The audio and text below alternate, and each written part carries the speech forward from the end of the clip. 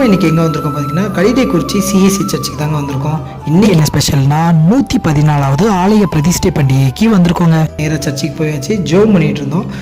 நம்ம சப்ஸ்கிரைபர் எல்லோரும் நல்லா இருக்கணும்னு ஜோம் பண்ணிவிட்டு அப்படியே வெளில வரும்போது ஐயர்வால் அவங்க கூட ஒரு ஃபோட்டோ எடுத்துகிட்டு பார்த்தா செம க்ரௌடு இல்லை, கூட்டத்தோட கூட்டமாக நம்மளும் நின்றுட்டு அப்படியே பார்த்தா மக்களுக்கு வாலண்டியர்ஸ் வேறு லெவலில் சாப்பாடு பரிமாறிட்டு இருந்தாங்க. உண்மையிலே பார்க்கவே ரொம்ப அழகாக இருந்துச்சு. என்னடா நம்ம எப்போ சாப்பிட போகணும், 2வது பந்தியில் தான் எனக்கே இடம் கிடச்சிது. ஒரு வேளையே எப்படியோ இடம் கிடச்சி உட்காந்துட்டேன். நேராக என்ன சாப்பாடாக இருக்குன்னு வெயிட் பண்ணிட்டு இருக்கும்போது வாழையில் போட்டு அவியல் வச்சாங்க, ரொம்ப விரும்பி சாப்பிட்டேன். அதுக்கப்புறம் ஒயிட் ரைஸ் வச்சு நேராக என்னடா சாப்பாடு இன்றைக்கி அப்படின்னு பார்த்துட்டு இருக்கும்போது ஊறுகாய் வச்சாங்க. சரி அப்போ செம்மையாக சாப்பாடுன்னு பார்த்தா மட்டன் குழம்பு வேறு லெவலில் இருந்துச்சு. மட்டன் குழம்பு அதுவும் அப்படியே சாம்பார் வாங்கி குடிச்சு சாப்பிட்டுட்டு மட்டன் குழம்பு பார்த்த சந்தோஷத்தில் வீடியோ எடுக்கவே மறந்துட்டேன். ஃபைனலாக ஒரு வீடியோவும் எடுத்துகிட்டு டச்சிங்க்கு அப்படியே பாயசத்தை வாங்கி குடிச்சிட்டு பிரார்த்தனை பண்ணதில் மனசும் நிறைஞ்சது, பிரதிஷ்டை சாப்பாட்டில் வயிறும் நிறைஞ்சது. சந்தோஷத்தில் அப்படியே வீட்டுக்கு வந்தாச்சுங்க.